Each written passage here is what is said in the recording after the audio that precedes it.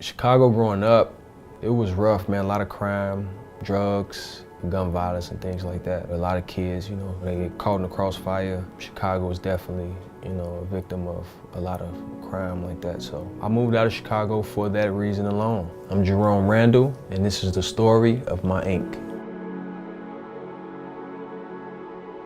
I have another tattoo on my arm, Chicago skyline. Just born to ball, just growing up, in Chicago and actually playing basketball and everything that we have had to go through, growing up. Anyone that get out of Chicago, to me, it's tough. But growing up, and that's what the game was about. Street ball, and you can go to any park and find a game. Like, it was crazy, man. Like, the best type of basketball you ever want to see. I was definitely a Bulls fan, Michael Jordan all day.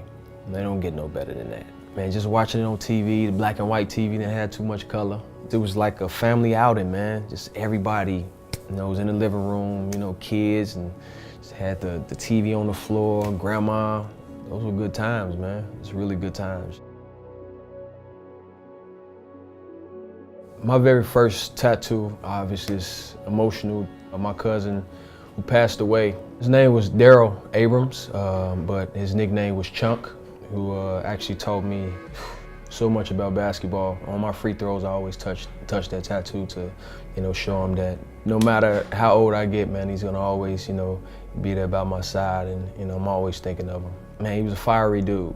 He pushed me every single day. And I remember it was really cold in Chicago, snow like maybe 4 inches, and we walked like 25 blocks with a shovel, and he made me shovel the entire court just to play. It was brutal, man, but he really drove me to be the best, and told me that you can compete with anyone. So he always took me to the court, and I played with guys his age. He was 6, 7 years older than me, so I think that's how I started to be a lot crafty, playing against taller guys. I have a tattoo of my mom's name on my leg. To me, she's the world's best mom. Like, it's a lot of people that just give up, man. You don't have fathers figures around, and she had 5 children, and she just kept pushing, what I'm saying, and supported me, supported my brothers, supported my sisters. I feel like she supported our passion, like the things that we wanted, she supported that.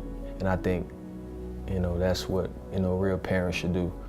When I got this tattoo, I was going through a time where I was just trying to figure out, who I was as a basketball player. I felt like at the time, my 2 brothers were the only one that really understood. I feel like I tried to put that fire into them. For the most part, I feel like at that time, they understood exactly what I was trying to do and help them out. They both are now living their life and, have their families and things like that. So I feel like I've done my work and trying to be the best brother I can be. The reason why that tattoo means something, because stories about, my siblings, and we've been through a lot as a family, as an immediate family, and that holds, a lot of value. Me and my older sister were closer than a lot of people thought. She just looked out for me, man. Like, she taught me some game, man. She told me how to, talk to girls and things like that, man. I was pretty shy. I didn't really know how to talk to girls, but we had these little role play, like how she would be the girl and I'd just be myself. I have a tattoo of my wife's name over my heart, Jordan. We met December 10th, 2005. It was a big game, high school game, at St. Xavier College. After the game, I was going to the concession stand, and I saw Jordan. I'm like, ooh, let me go holler at her. I remember all the stuff my sister was teaching me, man. So I'm like, I'm gonna try to just bring some humor into the situation, and I made her laugh, and she gave me a number, man. The rest was history. My wife and I was married on August the 5th, so I decided to put the clock on 8/5 for the day of me and my wife when we actually got married, and it's been the best 4 years of my life, just married and growing. When I first started playing basketball, it was a woman. Her name is Miss Foster. I was 10 years old, and I was on the playground, and I was just playing around, and this little old lady just came up, and she saw something in me.